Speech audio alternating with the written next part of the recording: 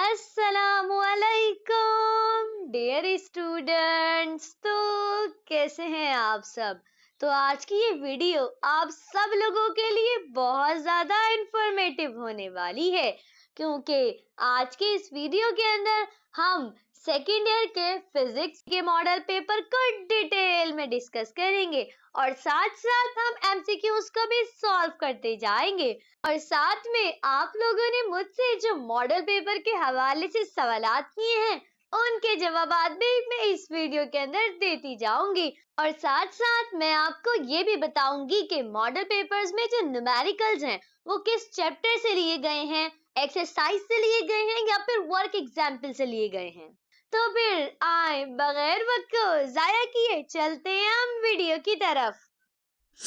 तो ये है board of intermediate education Karachi की तरफ से मॉडल पेपर, और ये मॉडल पेपर 2025 की बोर्ड एग्जाम के लिए है और अकॉर्डिंग टू रिड्यूस सिलेबस है। ठीक है, और सबसे पहले हम डिस्कस करेंगे फिजिक्स के मॉडल पेपर को। ठीक है, तो ये जो मॉडल पेपर है ये अकॉर्डिंग टू न्यू बुक है। ठीक है, तो जैसे कि आप लोग जानते हैं कि फिजिक्स का जो पेपर होता है वो टोटल 85 नंबर्स का होता है। ठीक है, और उसमें से जो 17 नंबर्स के तो आपके पास सिर्फ एमसीक्यूज होंगे, और जबकि बाकी के आपके पास जो 68 नंबर्स हैं वो आपके पास सेक्शन बी और सेक्शन सी के होंगे। ठीक है, तो सबसे पहले हम डिस्कस करेंगे सेक्शन बी को और उसके बाद फिर हम सेक्शन ए को भी डिस्कस करेंगे। ये है आप लोगों के पास सेक्शन बी, जिसके अंदर आपको दिए जाएंगे शॉर्ट आंसर क्वेश्चन, और आपके पास जो पूरा का पूरा सेक्शन बी है वो टोटल 36 नंबर्स का है। ठीक है, अब जरा देखते हैं कि आप लोगों ने कितने सवालात को अटेम्प्ट करना है। Answer any 9 part questions from this section. All question carry equal marks. आपने टोटल 9 सवालात के जवाब देने हैं। अब जरा देखते हैं कि आपको टोटल कितने सवाल दिए जाएंगे। तो देखिए, जैसे कि मैंने आपको टारगेट पेपर वाली वीडियो में बताया था कि आपको टोटल 14 क्वेश्चंस दिए जाएंगे, जिसमें से आपने करने हैं टोटल 9 क्वेश्चन। ठीक है, तो अभी भी वैसा ही है, लेकिन अब थोड़ी सी चेंजिंग्स की गई हैं। अब वो क्या की गई हैं? वो की गई है न्यूमेरिकल्स के अंदर। मतलब पहले इतने ज्यादा न्यूमेरिकल्स इंक्लूड नहीं होते थे, लेकिन अब तो बहुत ज्यादा न्यूमेरिकल को इंक्लूड कर दिया गया है। ठीक है, चलो देखते हैं कि आप लोगों के पास जो न्यूमेरिकल बेसिस क्वेश्चन है वो टोटल कितने हैं। तो देखें, आपके पास ये जो दूसरा क्वेश्चन है ये ऑल टू ऑल ये न्यूमेरिकल है, तीसरा क्वेश्चन भी आपके पास न्यूमेरिकल का है, और चौथा क्वेश्चन भी आपके पास न्यूमेरिकल का है, और ये जो पांचवा है ये भी आपके पास न्यूमेरिकल का है। अब मैं साथ साथ निशान इस वजह से लगा रही हूँ ताकि जिन स्टूडेंट को नहीं पता ना ये न्यूमेरिकल है तो उन्हें पता चल जाए, क्योंकि कुछ न्यूमेरिकल ऐसे हैं कि जिनको देखकर ना डाउट हो रहा है स्टूडेंट को कि शायद ये थ्योरी बेसिस पे क्वेश्चन है, न्यूमेरिकल नहीं है। ठीक है, तो देखें 4 सवाल तो आपके पास ये हो गए। अब जरा हम ऊपर चलते हैं। आपके पास जो क्वेश्चन नंबर 9 है ये भी न्यूमेरिकल है, और ये क्वेश्चन नंबर 11 भी न्यूमेरिकल है, क्वेश्चन नंबर 12 भी न्यूमेरिकल है, 13 भी न्यूमेरिकल है और 14 भी न्यूमेरिकल है। यानी कि स्टार्टिंग में आपने देखे थे कि 4 ऊपर न्यूमेरिकल थे और आपके पास 5 ये न्यूमेरिकल है, यानी कि ये कुल मिला के आपके पास हो गए 9 न्यूमेरिकल। जी हाँ, अब जरा देखिए, ये जो स्टूडेंट मुझे मैसेज कर रहे थे ना कि मिस न्यूमेरिकल अब इतने हो गए हैं, इतने हो गए हैं, बल्कि वो कहते शायद 7 है। देखिए टोटल 9 न्यूमेरिकल है, और आपको कितने सवालात को अटेम्प्ट करना है? आपको टोटल 9 सवालात को ही करना है, जिसमें 9 तो आपके पास न्यूमेरिकल हैं। ठीक है, तो मैंने जैसे कि आपको पहले ही कहा है कि अगर आप न्यूमेरिकल्स की प्रैक्टिस करती हैं तभी आप अपने पेपर को सेकंड ईयर के खास तौर पर निकाल सकते हैं, वरना अगर आप भागेंगे थ्योरी के पीछे तो फिर आप पीछे ही रह जाएंगे, आप आगे नहीं बढ़ सकेंगे। ठीक है, तो जरा देखें, अगर हम बात करें कि थ्योरेटिकल बेसिस आपके पास कौन कौन से क्वेश्चन है, तो एक तो आपके पास सबसे पहला है, ठीक है, कि वर्किंग ऑफ एसी जनरेटर वाला। नेक्स्ट अगर हम बात करें तो ये आपके पास लगातार 3 क्वेश्चन है। ठीक है, 6, 7 और 8 ये तीनों आपके पास थ्योरी बेसिस पे क्वेश्चन है। तो ये 4 आपके पास सवाल ये हो गए, और 5वां सवाल आपके पास जो है वो ये 10वां है। ठीक है, तो ये आपके पास है टोटल 5 सवाल थ्योरी बेसिस पर।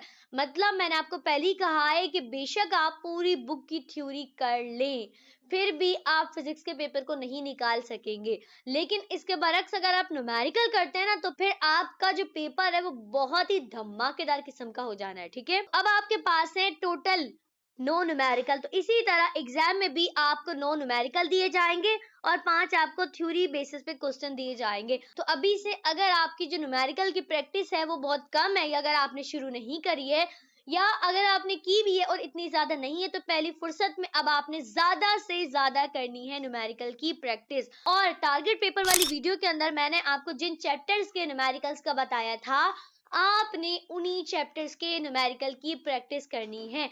और अगर आप लोग और न्यूमेरिकल की प्रैक्टिस करना चाहते हैं तो मैंने आपको वैसे ही कहा था कि आप जितने ज्यादा न्यूमेरिकल की प्रैक्टिस करेंगे आप लोगों के लिए उतना ज्यादा ही अच्छा। तो वैसे तो उम्मीद है कि आपने स्टार्टिंग के चैप्टर की न्यूमेरिकल की प्रैक्टिस की होगी, लेकिन जिन्होंने नहीं करी तो वो स्टार्टिंग के न्यूमेरिकल की प्रैक्टिस कर ले और जिन चैप्टर्स के न्यूमेरिकल मैंने बताया है बस आप उनकी तैयारी कर लें। ठीक है, चलें अब जरा देखते हैं कि कौन कौन से सवाल हैं, कौन कौन से न्यूमेरिकल हैं जो कि मैंने आपको बताए थे, या कौन कौन से थोड़े से डिफरेंट है। ओके, तो देखिए सबसे पहला सवाल आपके पास है, describe the working of N AC generator. ये सवाल मैंने आपको लॉन्ग के अंदर दिया था लेकिन एग्जामिनर ने शॉर्ट में दे दिया है। ठीक है, तो अगर आपने लॉन्ग में तैयारी करी होगी तो फिर आप शॉर्ट में भी कर लेंगे। ठीक है, अब जरा हम आते हैं न्यूमेरिकल्स के ऊपर। देखिए ज्यादातर तो न्यूमेरिकल ही है तो हम ज्यादातर न्यूमेरिकल को ही डिस्कस करेंगे। तो आपके पास ये वाला जो दूसरा न्यूमेरिकल है, what is the coefficient of performance of a refrigerator. तो आपके पास ये जो न्यूमेरिकल है ये आपका लिया गया है चैप्टर नंबर 17 से। ठीक है, अगर मैं चैप्टर नंबर 17 कहूँ या यूनिट नंबर 17 तो एक ही बात है, क्योंकि आपकी बुक में यूनिट है और मैं यहाँ कहूंगी चैप्टर। ठीक है, क्योंकि मेरी जबान पे चैप्टर चला हुआ है, यहाँ मैं यूनिट भी कहूँ तो कोई मसला नहीं हो, क्या आप समझ जाइएगा। ठीक है, तो ये आपका जो सबसे पहला यानी कि दूसरा न्यूमेरिकल है ये लिया गया है चैप्टर नंबर 17 से। ठीक है, और चैप्टर नंबर 17 को मैं आपको ऑलरेडी ही टारगेट पेपर के अंदर बता चुकी हूँ, इसके जो न्यूमेरिकल है वो काफी ज्यादा इंपॉर्टेंट है। अच्छा, अगर अब बात करें ये लिया कहाँ से गया है, तो ये लिया गया है वर्क एग्जाम्पल 17.3 से। ठीक है, और अपने जहन में भी रखना है कि कौन से जो न्यूमेरिकल है वो वर्क एग्जाम्पल से और कौन से चैप्टर से लिए गए हैं। अब जरा हम आते हैं सेकंड न्यूमेरिकल के ऊपर। तो ये आपके पास जो क्वेश्चन नंबर 3 है, तो ये न्यूमेरिकल आपका लिया गया है चैप्टर नंबर 18 से, और चैप्टर के लास्ट में जो एक्सरसाइज होती है ना, तो एक्सरसाइज का भी जो क्वेश्चन नंबर 8 है वहां से लिया गया है। ठीक है, और ये यूनिट भी मैं आपको टारगेट पेपर वाली वीडियो में बता चुकी हूँ कि काफी ज्यादा इंपॉर्टेंट है न्यूमेरिकल के लिहाज से। अब जरा हम बात करते हैं नेक्स्ट न्यूमेरिकल की। तो आपके पास जो क्वेश्चन नंबर 4 के अंदर न्यूमेरिकल है ये आपका लिया गया है चैप्टर नंबर 19 से, और चैप्टर नंबर 19 के जो लास्ट में एक्सरसाइज होती है ना, तो एक्सरसाइज का भी क्वेश्चन नंबर 9 है ये। ठीक है, इसके अलावा अब जरा हम बात करते हैं क्वेश्चन नंबर 5 की। तो क्वेश्चन नंबर 5 के अंदर ये जो न्यूमेरिकल है ये आपका लिया गया है चैप्टर नंबर 27 से, और चैप्टर के लास्ट में जो एक्सरसाइज होती है ना, तो एक्सरसाइज का भी क्वेश्चन नंबर 1 है ये। ठीक है, साथ साथ उम्मीद करती हूँ कि मेंशन भी हो रहा होगा वर्क एग्जाम्पल का या फिर चैप्टर के लास्ट का। अब जरा हम बात करते हैं नेक्स्ट क्वेश्चन की। तो ये जो क्वेश्चन है थ्योरी बेसिस के ऊपर है। Define the term heat and temperature with different scale, describe the triple point of water. ठीक है, इसके अलावा जो नेक्स्ट आपके पास सवाल है वो है what are logic gate, describe the binary operation of OR gate और एनएडी गेट फॉर 3 इनपुट्स। ठीक है, तो ये दो सवाल आपको मैंने नहीं बताए थे, तो मैं आपको सजेस्ट करूंगी कि मॉडल पेपर में जो क्वेश्चन है आपने उनकी तैयारी लाजमी करके जानी है। तो आप इन दो क्वेश्चन की भी तैयारी कर लीजिएगा। ठीक है, और ये वाला जो नेक्स्ट क्वेश्चन है state first law of thermodynamic, describe isothermal process. तो ये क्वेश्चन मैंने आपको लॉन्ग में बताया था और ये शॉर्ट में आ गया। ठीक है, तो ये भी आपको आता है। ओके, तो साथ साथ मैं आपको ये भी बताती जाऊंगी कि मॉडल पेपर से कितना लगता है, कितने परसेंट चांसेस है मॉडल पेपर के एग्जाम में आने की, या फिर शॉर्ट आएंगे, लॉन्ग आएंगे, न्यूमेरिकल में से आएंगे, एमसीक्यूज में से आएंगे, तो सब कुछ मैं आपको बता दूंगी। ठीक है, पहले हम ये जरा कवर कर लें। तो आपके पास ये जो क्वेश्चन नंबर 9 में आपके पास ये जो न्यूमेरिकल है ये न्यूमेरिकल आपका लिया गया है चैप्टर नंबर 25 से, और चैप्टर नंबर 25 में भी जो चैप्टर के लास्ट में एक्सरसाइज होती है उसका ये क्वेश्चन नंबर 9 है। अच्छा, अब क्वेश्चन नंबर जो 9 है ना, यानी कि चैप्टर नंबर 25 का जो क्वेश्चन नंबर 9 है उसके अंदर ना टोटल 4 पार्ट है, मतलब 4 चीजों को डिफाइन करना है। तो जाहिर बात है इतने बड़े बड़े सवाल तो आ नहीं सकते क्योंकि जाहिर बात है शॉर्ट है, तो एग्जामिनर ने आपको जस्ट पहला पॉइंट ही डिफाइन करने को कहा है, यानी कि what is the photons wavelength after collision. ठीक है, तो ये एक ही पॉइंट आपको मालूम करने का कहा है, बाकी 3 पॉइंट आपको मालूम करने का नहीं कहा है। ओके, और ये चैप्टर भी मैंने आपको बताया है कि ये मोस्ट इंपॉर्टेंट है टारगेट पेपर वाली वीडियो के अंदर। इसके अलावा नेक्स्ट क्वेश्चन आपके पास है थ्योरी बेसिस के ऊपर। ठीक है, तो बस ये लास्ट क्वेश्चन है जो आपके पास थ्योरी बेसिस के ऊपर है। अब जरा हम बात करते हैं नेक्स्ट न्यूमेरिकल की। तो आपके पास ये जो न्यूमेरिकल है तो ये न्यूमेरिकल आपका लिया गया है चैप्टर नंबर 26 के, और चैप्टर नंबर 26 में भी जो लास्ट में एक्सरसाइज है तो एक्सरसाइज का क्वेश्चन नंबर 8 है ये आप लोगों के पास। तो आपके पास ये जो नेक्स्ट न्यूमेरिकल है यानी कि क्वेश्चन नंबर 12 में ये जो न्यूमेरिकल है तो ये न्यूमेरिकल आपका लिया गया है चैप्टर 20 से, और चैप्टर 20 के भी जो लास्ट में एक्सरसाइज होती है, तो एक्सरसाइज का क्वेश्चन नंबर 3 है आपके पास। और मैंने आपको बताया था कि ये जो यूनिट 20 और यूनिट 21 है, ये मोस्ट इंपॉर्टेंट है क्योंकि बुक चेंज हुई है और ये न्यूमेरिकल भी फर्स्ट टाइम इंक्लूड किए गए हैं, ठीक है। और अब जरा हम बात करते हैं नेक्स्ट न्यूमेरिकल की। तो आपके पास जो नेक्स्ट न्यूमेरिकल है, तो ये आपका लिया गया है चैप्टर नंबर 24 से, ठीक है। और चैप्टर के लास्ट में जो एक्सरसाइज होती है, और एक्सरसाइज का भी क्वेश्चन नंबर 4 आपके पास है ये, ओके। इसके अलावा अब जरा हम बात करते हैं क्वेश्चन नंबर 14 में, और ये भी न्यूमेरिकल है। और ये जो आपका न्यूमेरिकल है, ये लिया गया है चैप्टर नंबर 16 से, और चैप्टर नंबर 16 में भी जो चैप्टर के लास्ट में एक्सरसाइज है, उसका क्वेश्चन नंबर ये 8 है आप लोगों के पास, ठीक है। अब मैंने आपको हर चीज डिटेल में बता दी है कि चैप्टर का है या फिर एक्सरसाइज का। तो अगर हम बात करें ना, तो ओवरऑल आपके पास जितने भी न्यूमेरिकल हैं, वो तमाम के तमाम लिए गए हैं एक्सरसाइज से, ठीक है। मतलब जो चैप्टर के लास्ट में एक्सरसाइज होती है ना, वहां से लिए गए हैं तकरीबन के तकरीबन सारे ही न्यूमेरिकल। और उनमें भी ना जो ज्यादातर न्यूमेरिकल है वो लास्ट के हैं, और जस्ट एक ही न्यूमेरिकल है आपके पास जो कि क्वेश्चन नंबर 2 का, यानी कि चैप्टर 17 के न्यूमेरिकल है, वो आपका वर्क एग्जाम्पल से। मतलब इन 9 के 9 न्यूमेरिकल में से जस्ट आपका एक न्यूमेरिकल है जो कि वर्क एग्जाम्पल से, बाकी 8 के 8 न्यूमेरिकल जो हैं वो आपकी एक्सरसाइज से लिए गए हैं। और दूसरी बात, ऐसा नहीं है कि जो न्यूमेरिकल है वो चेंज करके दिया एग्जामिनर ने, या फिर उसकी वैल्यू चेंज किया, बिल्कुल एज इट इज जैसा आपकी बुक में था, बिल्कुल उसी को उठाकर मॉडल पेपर के अंदर दिया गया है। तो मे बी बहुत ज्यादा पॉसिबल है कि एग्जाम में भी बिल्कुल इसी तरह आए। इसी तरह आए से मुराद यही नहीं आए, इसी तरह आए, मतलब कि चैप्टर के लास्ट से आए, या फिर मतलब चेंज नहीं करे एग्जामिनर वैल्यूज को, या फिर अक्सर तो होता है पूरा न्यूमेरिकल चेंज होता है, बट ऐसा कुछ नहीं है। अगर आप जस्ट बुक के न्यूमेरिकल की प्रैक्टिस कर लेंगे, आपका जो सेक्शन बी है वो आराम से हो जाना है, ठीक है, क्योंकि एग्जामिनर ने कुछ भी चेंज नहीं किया है, ठीक है। इसके अलावा टारगेट पेपर के अंदर मैंने आपको जो टोटल 8 चैप्टर्स बताए थे, तो उन 8 चैप्टर के अंदर से ना, तो तकरीबन 7 चैप्टर के न्यूमेरिकल आपको देखने को मिले होंगे इस मॉडल पेपर के अंदर, ठीक है। मतलब जो मैंने आपको 8 चैप्टर बताए थे, उसमें से जस्ट जो यूनिट 21 है, उसमें से एक भी न्यूमेरिकल नहीं आया। बाकी के सातों चैप्टर में से एक एक न्यूमेरिकल लाजमी आया है। और जो 2 न्यूमेरिकल एक्स्ट्रा है, मतलब 7 तो ये न्यूमेरिकल होगा जो कि मैंने आपको बताए, अब जो 2 एक्स्ट्रा आए, मतलब आपने देखा है ना कि अब जो न्यूमेरिकल बढ़ा दिए तो 9 कर दिए, तो 9 में से अब वो कौन से 2 चैप्टर ऐसे हैं जिनमें से न्यूमेरिकल आए हैं। तो देखिए, एक तो आपके पास है चैप्टर नंबर 16, और एक आपके पास है चैप्टर नंबर 19। तो ये 2 चैप्टर हैं जिसमें से एग्जामिनर ने न्यूमेरिकल दिए हैं, ठीक है। और इसमें भी से भी लास्ट के न्यूमेरिकल है, मतलब जैसे जो आपका चैप्टर नंबर 16 है, उसमें से एग्जामिनर ने आपको पास दिया है 8वां न्यूमेरिकल, और चैप्टर नंबर 19 से आपको दिया 9वां न्यूमेरिकल, ठीक है। तो मतलब जो पहला चैप्टर था ना आपका, मतलब चैप्टर नंबर 15, उसमें से न्यूमेरिकल एक भी नहीं है, वरना मोस्टली ये कहा जाता है कि जो पहला चैप्टर है वो काफी ज्यादा इंपॉर्टेंट होता है, तो उसमें से न्यूमेरिकल वगैरह या फिर ज्यादातर चीजें आती है। बट नहीं, अब की बार चैप्टर नंबर 15 से कुछ भी नहीं आया से मुराद है एक शॉर्ट आया है, न्यूमेरिकल एक भी नहीं आया। अच्छा, इसके अलावा हाँ, सेकंड चैप्टर यानी कि जो चैप्टर नंबर 16 है, उससे एग्जामिनर ने एक न्यूमेरिकल दिया है। आप लोगों को मैं सजेस्ट करूंगी कि अगर आपकी उन चैप्टर के न्यूमेरिकल की प्रैक्टिस हो गई है, तो आपने इन चैप्टर के न्यूमेरिकल की भी तैयारी कर लेनी है, क्योंकि देखें जो एग्जामिनर ने शॉर्ट थ्योरी बेसिस पे जो क्वेश्चन दिए ना, वो काफी ज्यादा हट कर दिए हैं, मतलब काफी ज्यादा ट्रिकी दिए। उसमें से मतलब एक आध तो आप कर लेंगे, लेकिन अगर आप ये सोचें कि जो टोटल 5 शॉट आएंगे, वो हम पांचों के पांचों अटेम्प्ट कर लें, और बाकी के जो 4 सवाल है वो हम न्यूमेरिकल वाले कर लें, तो ऐसा पॉसिबल नहीं है, क्योंकि एग्जामिनर ने बड़ी ढूंढ ढांड के दिए हैं। सो अगर आप न्यूमेरिकल करेंगे तो आप सेफ साइड पे रह लेंगे।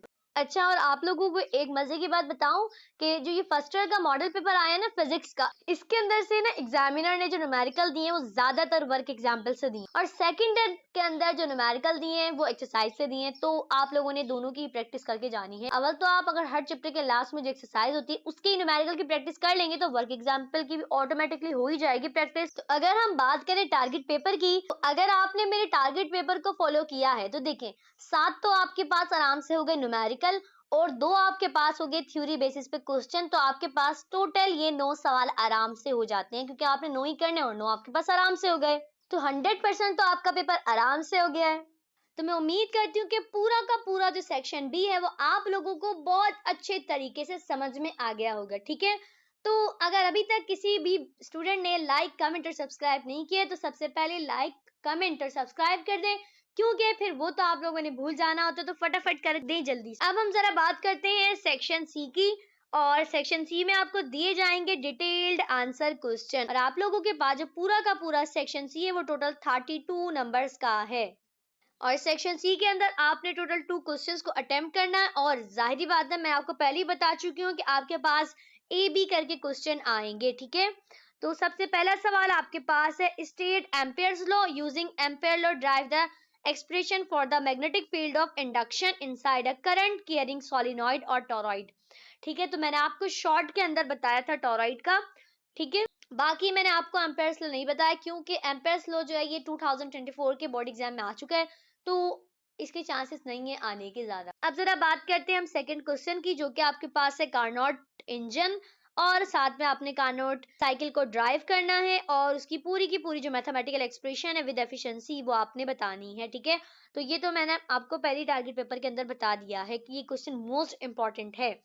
इसके अलावा नेक्स्ट क्वेश्चन की बात करें, डिफाइन सेल्फ और mutual induction, describe working of transformer and drive relative expression. तो ये क्वेश्चन भी मैं आपको बता चुकी हूँ, ठीक है, लॉन्ग के अंदर ही, कि आपने सेल्फ इंडक्शन और म्यूचुअल इंडक्शन को बताना है, और दो क्वेश्चंस को मिला दिया, ठीक है। मतलब सेल्फ इंडक्शन और म्यूचुअल इंडक्शन की डेरिवेशन वगैरह नहीं बताने को कहा है, डायरेक्ट आधा जो सवाल जोड़ा है इन्होंने वो ट्रांसफार्मर की वर्किंग का जोड़ दिया, तो ये दोनों क्वेश्चन मिला दिए इन्होंने, ठीक है। लेकिन ये क्वेश्चन भी मैं आपको टारगेट पेपर के अंदर बता चुकी हूँ।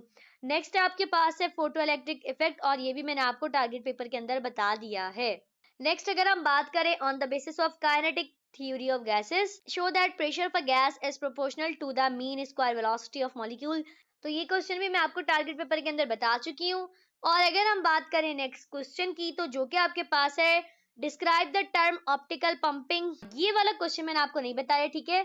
तो इसमें से सिर्फ एक ये सवाल है और एक ये ऊपर वाला है, जो कि बिल्कुल भी इंपॉर्टेंट नहीं है, ठीक है।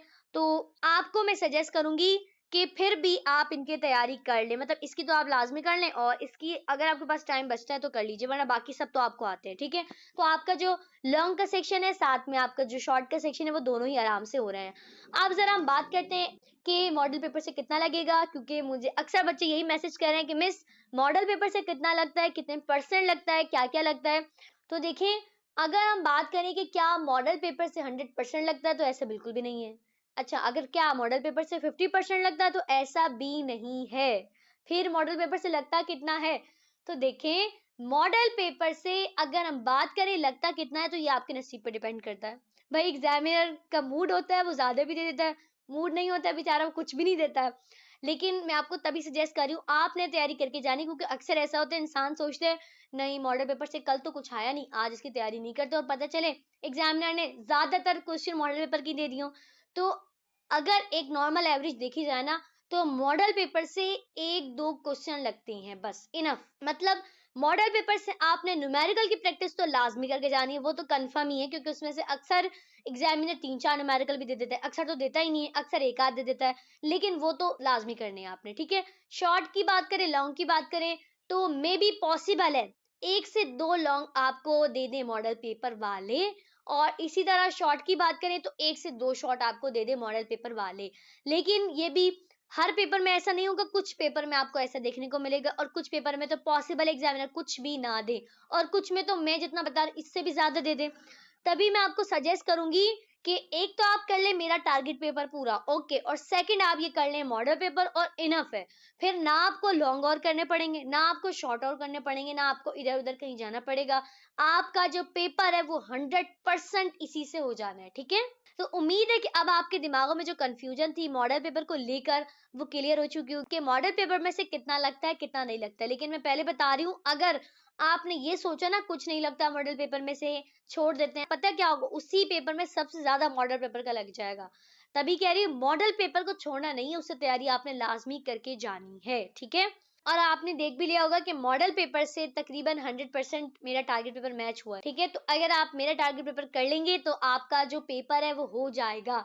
अब ये मत कहिएगा मिस कि आपका जो टारगेट पेपर है वो सारा तो मॉडल पेपर में आ गया, अब क्या आएगा। तो देखिए, मेरा जो टारगेट पेपर वो इतना सा थोड़ी है कि बस उसी में सब कुछ आ गया। मैंने आपको टारगेट पेपर में से अच्छे खासे सवाल दिए हैं। इसी तरह लॉन्ग की बात करें तो देखें, सारे के सारे लॉन्ग तो नहीं आगे ना। अब जाहिर बात है, देखें इसके अंदर से एग्जामिनर मॉडल पेपर में से जो मेरे लॉन्ग आए इसमें से कोई एक दो लॉन्ग दे देगा, और इसी तरह जो बच गए हैं मतलब मेरे टारगेट पेपर में से तो एक दो वहां से दे देगा, तो मेल मिला के हो जाएगा। तो बस आप लोग टेंशन नहीं ले, आप लोग टारगेट पेपर से तैयारी कर लें और मॉडल पेपर से इनफ है, आपकी तैयारी मुकम्मल हो जानी है। ठीक है, तो अब जरा हम चलते हैं एमसीक्यूज की तरफ और साथ साथ हम उसके सॉल्यूशन को भी देखते जाते हैं। तो अब हम बात करते हैं एमसीक्यूज की। तो ये है आप लोगों के पास सेक्शन ए, जिसके अंदर आप लोगों को दिए जाएंगे मल्टीपल चॉइस क्वेश्चंस यानी कि एमसीक्यूज। और आपके पास जो पूरा का पूरा सेक्शन है वो टोटल 17 मार्क्स का होगा और आपको यहाँ पर टोटल 17 ही एमसीक्यूज देखने को मिलेंगे। ठीक है, तो अब जरा हम शुरू करते हैं और साथ साथ हम सॉल्यूशन को भी देखते जाएंगे। तो आपके पास जो सबसे पहला एमसीक्यूज है, if the temperature is keeped constant and the volume of a gas is double, then pressure of a gas is reduced to 1/2 of original value, double, reduced to 1/4 of original value या फिर quadruplet। तो आपके पास जो correct option है वो है reduced to 1/2 of original value। ठीक है, अब जरा हम बात करते हैं नेक्स्ट एमसीक्यूज की, जो कि आपके पास है, in this thermodynamic process a system exchange heat with its surroundings but undergoes no change in temperature। तो आपके पास जो ऑप्शन है आइसोथर्मल, एडियाबैटिक, आइसोबैरिक या आइसोकोरिक। तो आपके पास जो करेक्ट ऑप्शन है वो है आइसोथर्मल। ठीक है, अब जरा हम बात करते हैं नेक्स्ट एमसीक्यूज की, जो कि आपके पास है, when refrigerator has open door the temperature of the room will rise, fall, remains the same, rise और fall depending on the area of the room। तो जारी बात है करेक्ट ऑप्शन क्या है आपके पास, rise। अब जरा हम बात करते हैं नेक्स्ट एमसीक्यूज की, जो कि आपके पास है, an electron moves parallel to a uniform magnetic field, the magnitude of the force experienced by the electron is maximum, minimum, zero, depends on the speed of electron। तो आपके पास जो करेक्ट ऑप्शन है वो है जीरो। अब जरा हम बात करते हैं नेक्स्ट एमसीक्यूज की, working principle of transformer is mutual induction, self induction, charge या एनर्जी। तो करेक्ट ऑप्शन आपके पास है म्यूचुअल इंडक्शन। ठीक है, अगर आपने ट्रांसफॉर्मर वाला सवाल याद किया होगा तो फिर आप इस न्यूमेरिकल को बहुत आसानी के साथ कर लेंगे। अब जरा हम बात करते हैं नेक्स्ट एमसीक्यूज की, जो कि आपके पास है, in purely resistive AC circuit the phase difference between current and voltage is 0 degree, 45 degree, 90 degree या 180 degree। तो करेक्ट ऑप्शन आपके पास है 0 degree। नेक्स्ट एमसीक्यू आपके पास है, for a metallic crystal delocalized electrons occupied, और तो आपके पास जो ऑप्शन है वो है conduction band, valence band, conduction and valence bands या there are no delocalised electron. तो आपके पास जो करेक्ट ऑप्शन है वो है कंडक्शन बैंड। नेक्स्ट एमसीक्यूज है, for a full wave rectifier the output frequency. तो आपके पास option equals 1/2 the output frequency, equal the input frequency, equals 2 times the input frequency, equals 3 times the input frequency. तो correct option आपके पास equals 2 times the input frequency. Next MCQs है, in a two input or gate when both inputs are 1 then the output will be 1 0 undefined both 1 and 0। तो correct option आपके पास है 0। अब जरा हम बात करते हैं नेक्स्ट एमसीक्यूज की, जो कि आपके पास है, objects can not exceed the speed of light because their mass becomes infinite, their length becomes 0, time slows down to 0, they loss all energy. तो आपके पास करेक्ट ऑप्शन है their mass become infinite. Next MCQs है, Compton scattering from electrons is most easily observed for infrared light, visible light, ultraviolet light या फिर x raise. तो correct option है x raise. Next MCQs आपके पास है, if radium has half life of 5 years the probability of decay in 10 years is। तो ये आपके पास करेक्ट ऑप्शन है 75%। नेक्स्ट एमसीक्यूज है, इन द इक्वेशन, आपको एक इक्वेशन दी गई है, then correct symbol for x is, और आपने x का करेक्ट सिंबल बताना है। तो इसमें आपके पास जो ऑप्शन है वो आपके पास है लास्ट वाला, n का मास नंबर 1 है और n का एटॉमिक नंबर 0 है। ठीक है, ये एमसीक्यूज मैं आपको डिटेल में करवा चुकी हूँ जब मैंने आपको एमसीक्यूज सॉल्व करवाए थे इस चैप्टर के। नेक्स्ट आपके पास है, this process violates the second law of thermodynamic? तो आपके पास ऑप्शन है refrigerator cooling, heat engine working, gases mixing, heat flowing from cold body to hot body. तो करेक्ट ऑप्शन आपके पास है heat flowing from cold body to hot body.